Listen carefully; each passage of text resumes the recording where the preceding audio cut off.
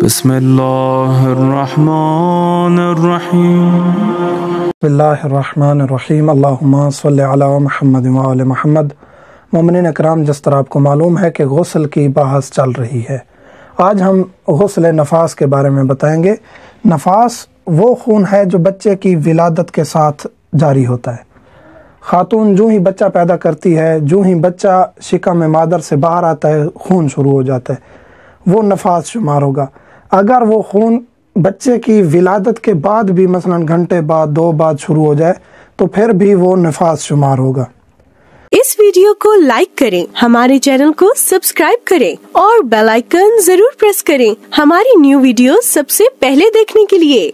विलादत से पहले वाला खून नफास नहीं, इस्तिहाज़ा शुमार होगा।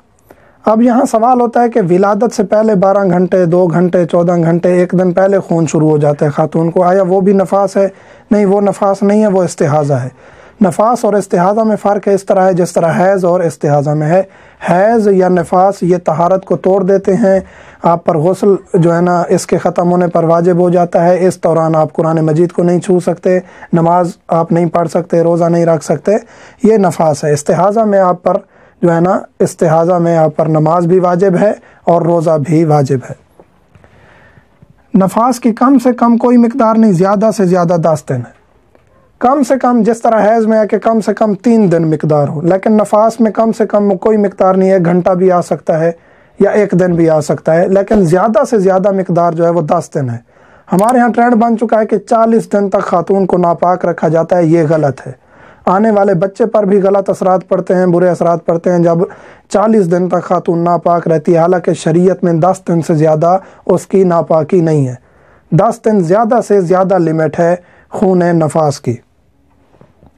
अगर आदत वाली खातून है तो आदत के दिन नफास, बाकी इस्तिहाज़ा होगा। 10 दिन उस खातून के लिए हैं जिसकी आदत नहीं है। आदत से मुराद वही हैज़ वाली आदत जो हम जिक्र कर चुके हैं कि उसकी आदत है 6 दिन खून देखती है, तो अब नफास भी 6 या 7 दिन ही उसका चलेगा, उसके बाद वो नफास ख़त्म हो जाएगा, फिर इस्तिहाज़ा शुरू हो जाएगा। नफास और अगले हैज़ के दरमियान 10 दिन का फासला ज़रूरी है। यहाँ एक और सवाल होता है कि हाँ जी, हमें तो खून जारी रहा, मुस्तकिल रहा, तो हम कहाँ जाएं? 40 दिन तक खून जारी रहा। 40 दिन तक खून जारी रह सकता है, 30 दिन तक, 20 दिन तक, 2 महीने तक भी जारी रह सकता है, लेकिन नफास वही 10 दिन है, या आदत है तो वही 7 दिन। उसके बाद 10 दिन के गैप अगर आ जाए, फिर अगला खून जो है वो हैज़ शुमार होगा। मसलन आपने नफास देखा, नफास के बाद आपने 10 दिन का गैप रखना है। 10 दिन के दौरान जो भी खून आएगा वो इस्तिहाज़ा शुमार होगा। नमाज भी वाजिब है, रोज़ा भी वाजिब है।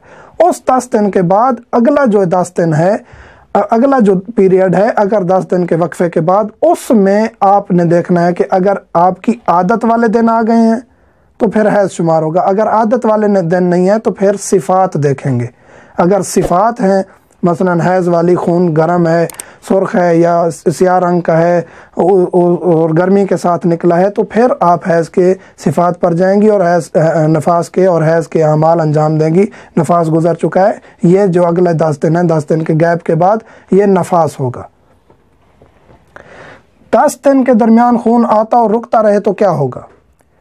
10 दिन, मसलन 10 दिन है जिसकी आदत नहीं है, या जो 7 दिन हमने जिक्र किए हैं, ये जो 10 दिन है नफास के, इस दौरान खून आता रहा है, रुकता रहा है, तो अब औरत क्या करे?